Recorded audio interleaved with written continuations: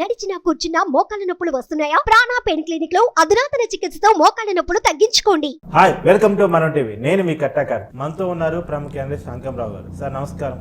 నమస్తే కట్టా గారు. సార్ ఏం సార్ కుటుంబాన్ని చేరుస్తున్నారట? కుటుంబాన్ని ఎవరు చేరుస్తున్నారు? వైఎస్ఆర్ కుటుంబాన్ని చేర్చడానికి కారణాలు ఏంటి? మీకు తెలీదా? ఆ, భలేవాళ్లే మీరు. ఆ. అసలు ఎక్కడున్నారండి మీరు? జగన్ గారు ఇచ్చిన స్టేట్మెంట్ సార్ అది. నా కుటుంబాన్ని చేరుస్తున్నారు. అదేనండి, చీలుస్తున్నారు కదా, ఆయన చీలుస్తున్నారు కదా. చంద్రబాబు నాయుడు గారే కదా చీలుస్తుంది. తల్లిని బయటికి పంపించమని చెప్పింది చంద్రబాబు నాయుడు గారే. అంటే అది జగన్మోహన్ రెడ్డి గారు చెప్తే బయటికి పంపించారు.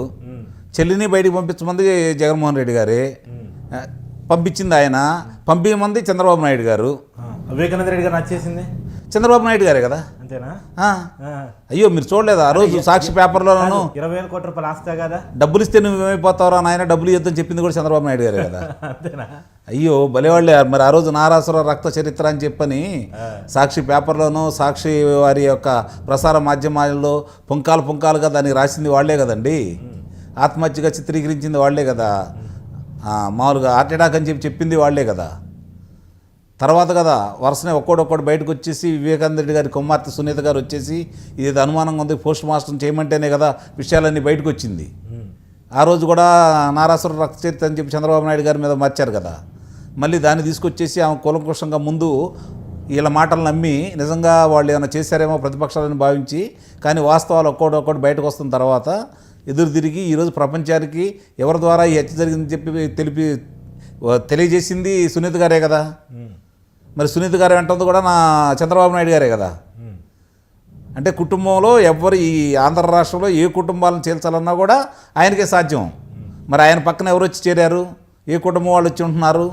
గత ఎన్నికల్లో వివేకానంద రెడ్డి గారికి ఏదైతే జరిగిందో ఈ ఎన్నికల్లో వైఎస్ విజయమ్మ గారికి కూడా ప్రాణహాని ఉంది, ఆమె సెక్యూరిటీ పెంచాలని చెప్పి డిమాండ్లు పెరుగుతున్నాయి.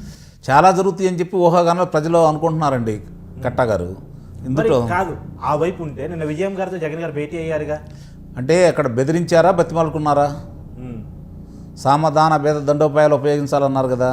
ఇప్పుడు వాస్తవంగా నేను వచ్చింది మీరు ఎందుకు అనుకుంటున్నారు? హైదరాబాదు కేసీఆర్ కలవడానికి కాదు, కేసీఆర్ గారు కలవడానికి మాత్రం ఎట్టి పరిస్థితుల్లో కాదు. షర్మిల గారు ఢిల్లీలో కార్యక్రమం చేస్తున్నారు. అది ప్రజల్లో గనక వెళ్తే ప్రచారం బాగా జరిగితే ఇప్పటికే ములిగినక్క నేను ములుగుతున్నాను, నా పైన తాటికాయ పడబోతుందని చెప్పని భయం కొద్దీ వచ్చేసి తల్లి గారిని బెదిరించారా, భయపెట్టారా, కాళ్ళబేరానికి వచ్చారా తెలియదు, కానీ మొత్తానికి ఆ కార్యక్రమంతో వచ్చారు. షెడ్యూల్లో లేదు, షెడ్యూల్లో లేకపోయినా లోటస్ పాండ్కి తల్లి షెడ్యూల్లో ఉంటే మళ్ళీ కేసీఆర్ గారిని ఎందుకు గెలిచారు అనుకుంటారని చెప్పి కేసీఆర్ గారు షెడ్యూల్ పెట్టుకొని ఇక్కడికి వచ్చి ఈమెను అసలు ముఖ్య కారణం ఈమెను కలవాలని. అంతేగాని కేసీఆర్ గారి మీద ప్రేమ కాదు. ఏమంటారు దానికి మనం మొత్తకు సామెత ఉంది కదా, దొంగల పడ్డ 6 నెలల కుక్కలు మురిగినట్టు. మరి ఎప్పుడో జరిగిన దానికి ఈ రోజు వచ్చి పక్కన కొత్తవేడు దూరం, ఎంతో దూరం కూడా లేదు. మరి ఏదన్నా ఎక్కడ బయటకు వెళ్ళాలంటే హైదరాబాద్ నుంచే కదా హెలికాప్టర్ పిలిపించుకుంటుంది. మరి అదే హెలికాప్టర్ పిలిపించుకొని వచ్చి చూసి వెళ్ళడానికి ఎంత దూరం ఉంది. అంటే ఏంటంటే అవసరం లేదు ఈ రోజు కేసీఆర్ గారితో. ఆ రోజు కేసీఆర్ గారితో అవసరం అంట కాగారు. తెలుగుదేశం ప్రభుత్వాన్ని ఇంటికి పంపించడం కోసం ఆయన రిటర్న్ గిఫ్ట్ ఇస్తానని చెప్పిన వాళ్ళందరినీ పంపించాడు, ఆర్థికంగా సహాయం చేశాడు. ఒక చిన్న విషయం, నిన్న విజయం గారితో జగన్ భేటీలో ఏం మాట్లాడి ఉండొచ్చు ఒక అంచనాగా? అదేనండి, సామ భేదదాన దండోపాయాలు ముందు అడిగి ఉండొచ్చు. అమ్మా ఇదేంటి, నేను నీ కొడుకునే కదా, రాజశేఖర రెడ్డి బిడ్డనే కదా, మరి నేను ముఖ్యమంత్రిగా ఉంటేనే కదా నీకు మంచి పేరు వచ్చేది, మరి నాకు వచ్చే ఇబ్బందుల్లో మళ్ళీ చెల్లెల్ని ఎందుకు సహకరిస్తున్నావు, ఒకసారి చెప్పు, నీ మాట ఏంటది, ఆ మాట ఏందో అని చెప్పని చెప్పుకుండొచ్చు. లేదయ్యా నేను చెప్పే పరిస్థితిలో లేను, మరి నేను చెప్తే నువ్వు పాటించలేదు కదా, మరి కూతురికి ఇవ్వాల్సినటువంటి వాటా నువ్వు ఇవ్వలేదు కదా, సంపాదన అంతా నీ దగ్గరే పెట్టుకున్నావు కదా, మరి దానికి అన్యాయం చేసావు కదా, ఏంటి నీ సమాధానం అడిగిందనుకో, నా సంగతి నీకు తెలియదా, గతంలో ఏం జరుగుతుందో నీకు తెలియదా, భవిష్యత్తులో ఏం జరగబోతుందో నీకు తెలియదా అని చెప్పి హెచ్చరించి ఉండొచ్చు. అందులో అనుమానం ఏముంది? 2 రకాలుగా జరిగి ఉండొచ్చు, సందేహమే లేదు కదా. సరే హెచ్చరిస్తాడంటారా? వాళ్ళ పార్టీ గౌరవదీక్షలు మొన్నటిదాకా ఏదండి, తల్లి గౌరవదీక్షలు మొన్నటిదాకా వైసీపీ పార్టీకి. అస్సలు మీకు తీసేయండి, ఎందుకు తీసేసారు ఇప్పుడు ఆమె గౌరవాధ్యక్షుల నుంచి? ఏం అవసరం వచ్చింది? కానీ ఇంకోళ్ళని పెట్టుకున్నారా? ఇంకోళ్ళని నియమిస్తే అమ్మా నువ్వు చెల్లెళ్ళకి సేవ చేస్తున్నావు కదా, తెలంగాణకి వెళ్ళిపోయారు కదా, మీరు పారిపోయారు కదా, మిమ్మల్ని తరివేశాం కదా, ఇక్కడ ఎందుకు లేని చెప్పని పలానాలను పెట్టుకుంటున్నాను, నువ్వు వెళ్ళమని అనలేదు కదా. కళ్ళమ్మట కళ్ళ నీళ్ళ పర్యంతమై కదా ఆమె వెళ్ళింది. నీ ముఖ్యమంత్రి కావడానికి చెల్లి ఎంత సహాయం చేసింది, తల్లి ఎంత సహాయం చేసింది? భారతదేశంలో అలాంటి పాదయాత్ర చేసిన మహిళ ఏమన్నా ఉందా? అవును. కాలికి శస్త్రచికిత్స జరిగిన తర్వాత కూడా అవును. వదిలిపెట్టకుండా కిలోమీటర్ పైకి నడిచిందా? ఇది ఇంతవరకు లేదు కదా. అక్కడ 3,000 కిలోమీటర్లు నడిచింది, తెలంగాణలో 3,000 కిలోమీటర్ల చిల్లర నడిచింది. అంటే పోరాట యోధురాలు, అందులో సందేహం కూడా లేదు. అంత కణం చాకరీ చేసిన వ్యక్తికి ఒక కడప ఎంపీ స్థానం ఇవ్వడానికి వైఎస్ అవినాష్ రెడ్డి కోసం షర్మిలాని సాక్రిఫైస్ చేసిన అవసరం ఏమొచ్చింది అసలు? అవినాష్ రెడ్డి అంత కావాల్సిన ఎక్కడ అయ్యాడు, షర్మిల అంత కాందా ఎక్కడైపోయింది? అవసరానికి కాబట్టి జగన్మోహన్ రెడ్డి గారికి ఆ స్థానంలో అట్టి పెడుతున్నారు. రాజశేఖర రెడ్డి గారి రక్త సంబంధికులు కానీ రాజశేఖర రెడ్డి గారి వారసులు ఎవరు కూడా వైఎస్ఆర్సీపీ పార్టీలో ఉండకూడదనే వెనక నుంచి చక్రం తిప్పుతున్నటువంటి చాలామందిలో బలిపశువు నిజంగా ఎవరంటే జగన్మోహన్ రెడ్డి గారే. ఆయన మీద నాకు సింపతి కనపడుతుంది. ఆయన మీద నాకు కోపం ఏం లేదు. ఎందుకంటే ఒక ప్రణాళికాబద్ధంగా జగన్మోహన్ రెడ్డి గారికి సంబంధించి వైఎస్ రాజశేఖర రెడ్డి గారి ఆనవాళ్ళు ఇన్ని అక్కడ ఉండకూడదని చెప్పని ఒక్కోటి తొలగించుకుంటా వస్తున్నారు. నేను కావాలంటే ఉదాహరణ కొన్ని చెప్పగలుగుతాను. వివేకానంద రెడ్డి గారు అచ్చగా పడ్డారు, తర్వాత సునీత గారు ఆ కుటుంబానికి దూరం అయిపోయారు, ఇప్పుడు షర్మిల గారు దూరం అయిపోయారు, విజయం గారు అంటే మొట్టినట్టే ఉంటున్నారు. నిజమే, ఒక్కొక్కరు ఎవరైతే రాజశేఖర రెడ్డి గారి కుటుంబం అని మనకి చెప్పబడతామో వాళ్ళంతా ఇవాళ జగన్ గారితో లేరు.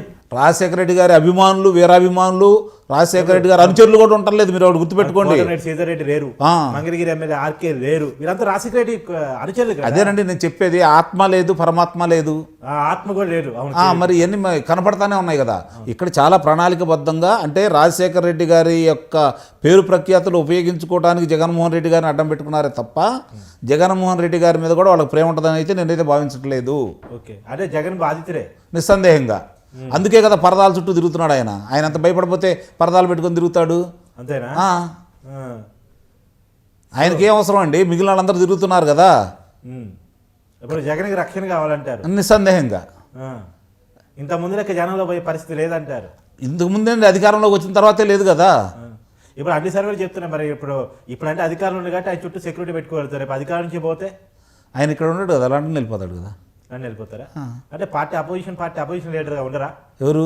జగన్ గారు. ఆయనకి ముఖ్యమంత్రి పదవి కావాలా, రాష్ట్రానికి కాదు. రాష్ట్రానికి ఆయన అవసరం లేదు, ముఖ్యమంత్రి పదవి మాత్రం ఆయనకు అవసరం. ఆ పదవి అయిపోయింది అనుకోండి, అయిపోయినప్పుడు ఇక్కడ ఉండే మళ్ళీ ఆయనకు ఉన్నటువంటి అభియోగాలను ఎదుర్కోవాలి కదా. ఓసారి వెళ్ళారనుకోండి, విదేశాలకు వెళ్ళినటువంటి వాళ్ళని ఏదన్నా నేరానికి సంబంధించి అభియోగాలకు సంబంధించి ఉన్న వాళ్ళని తీసుకురావడానికి ఎన్ని కాలం పడుతుంది? మళ్ళీ అప్పుడు తర్వాత పరిస్థితులు ఏదన్నా అనుకూలించేసి ఏదన్నా జరిగితే మళ్ళీ తిరిగి వస్తారేమో. కానీ ప్రస్తుతానికైతే తేడా పడిన తర్వాత ముందెళ్ళిపోయేది ఆయనే. నా అనుమానం ఏంటంటే రేపు పొద్దున్న ఎన్నికల ప్రక్రియ పూర్తయిపోయిన తర్వాత కుమార్తెలను చూడటానికి వెళ్ళి ఎన్నికల ఫలితాలు వచ్చిన తర్వాత వస్తారేమో అనుకూలంగా ఉంటే. అనుకూలంగా రాకపోతే Tata cheerio by by. Party ఎవరికి కావాలి? అంతేనా? ఎవరికి కావాలి? ఏమవసరం? ఎందుకంటే ఇప్పుడు ఎట్లా ఉందంటే, ఇంత చేసిన చంద్రబాబు నాయుడు గారికి 23 స్థానాలు ఇచ్చారు, నేను అంతకు 10 రెట్లు హాని చేశాను. ఇక్కడ ఆయన మేలు చేశాడు, నేనేం హాని చేశాను, కనీసం నాకు 2 సీట్లు ఇస్తారా 3 సీట్లు ఇస్తారా అనే అనుమానంలో ఉన్నాడు. మొన్నదాకా 30-40 అనుకున్నారు. ఈరోజు షర్మిల గారు వచ్చిన తర్వాత అది 2-3 స్థానాలకు పడిపోయింది అనేది వాళ్ళకి తెలిసిపోయింది. నిస్సందేహంగా అనుమానం ఏముంది? అనుమానమే లేదండి. ఇప్పుడు ఒక విషయం చెప్పండి, షర్మిల గారు వచ్చి కడప జిల్లాలో పోటీ చేస్తే ఏంటి పరిస్థితి? ప్రస్తుతానికి 10కి 10 వచ్చినాయి మొన్న. ఆ 10కి 10 వైఎస్ఆర్సీపీ రావు. ఓకే. పులివెందులలో సునీత గారు మన షర్మిల గారు వర్సెస్ జగన్ ఫైట్ చేస్తే ఎవరికి అవకాశాలు ఉంటాయి? ఏమండి, షర్మిల గారు వర్సెస్ జగన్ ఫైట్ పులివెందులలో ఆమె పోటీ చేస్తే ఎవరికి విజయ అవకాశాలు ఉంటాయి? ఎవరిని రాజశేఖర రెడ్డిగా వారసుగా జగన్ చూస్తారు? ఇద్దరినీ కాదంటారు. అక్కడ ఆల్రెడీ నిర్ణయించుకున్నారు ప్రజలు బీటెక్ రవి గారిని గెలిపించాలని. అంతేనా? అంతే. సో ఏపీ రాజకీయాలు అంటే అన్న గెలుపుని, అన్న ఆధిపత్యాన్ని తగ్గించడమే కాకుండా ఘోరాతి ఘోరమైన ఓటమి చేయడానికి షర్మిల గారు కారణమవుతారు. అవునా? మీరు చాలా కీలకమైన అంశాలను లేవనెత్తుతున్నారు. వాస్తవాలండి ఇవి. వాస్తవాలు కొన్ని జీర్ణించుకోలేనివి, కొన్ని చాలా కటువుగా ఉంటాయి, కొన్ని పదాలు నమ్మడానికి నమ్మశక్యంగా లేవు. ఏమండి, ఆ ప్రాంతంలో అడుగు పెట్టడానికే అవకాశం లేని చోట ఇబ్బడి ముబ్బడిగా జనం వచ్చేసి వాళ్ళు ఊహించినంత జనాభా, అంతకుముందు గతంలో రామారావు గారి కంటే ఎక్కువ జనాభా వచ్చిన మాట కూడా వాస్తవమే. అవును. మరి ఇవన్నీ ఎట్లా జరుగుతున్నాయి పరిణామాలు? ఆ రోజు నిన్న కాక మొన్న బీటెక్ అది 2 సార్లు పరాభవమే జరిగింది కదా. ఇప్పుడు నిన్న జరిగినటువంటి కార్యాలయ ప్రారంభోత్సవానికి ఎంతమంది వచ్చారు జనాలు? గతంలో ఎప్పుడన్నా వచ్చారా? జగన్మోహన్ రెడ్డి గారు పర్యటనకు వస్తూ ఉంటే మా సమస్యలు ఏమయ్యా, ఏంటి పారిపోతామని చెప్పి ప్రజలు రోడ్డు మీదకి వచ్చారు. ఇంతకుముందు గతంలో ఎప్పుడన్నా వచ్చారా? అంటే దాన్ని అర్థమైపోతా ఉంది కదా మనకు స్పష్టంగా. కాకపోతే మిగిలిన వాళ్ళు చెప్పుకోవడానికి భయపడుతున్నారు. చెప్తే ఏం జరిగిద్దో అని చెప్పని ఆలోచిస్తున్నారు. మనం కూడా వాస్తవాలు చెప్పకపోతే ఎవరో ఒకరు చెప్పాలి కదా వాస్తవాలు. నేను వాస్తవం చెబుతున్నాను. సో నిజమైన వైఎస్ఆర్ కుటుంబం జగన్ గారితో లేదు, లేరు అంతేనా? లేరు లేరు లేరు లేరు సో మొత్తానికి జగన్ గారితో సహా బాధితులే, వైఎస్ఆర్ కుటుంబం మొత్తం బాధితులే. ఇది మీరు చెప్పదలుచుకున్నారు. నిస్సందేహంగా. ఓకే, థ్యాంక్ యూ వెంకటరావు గారు.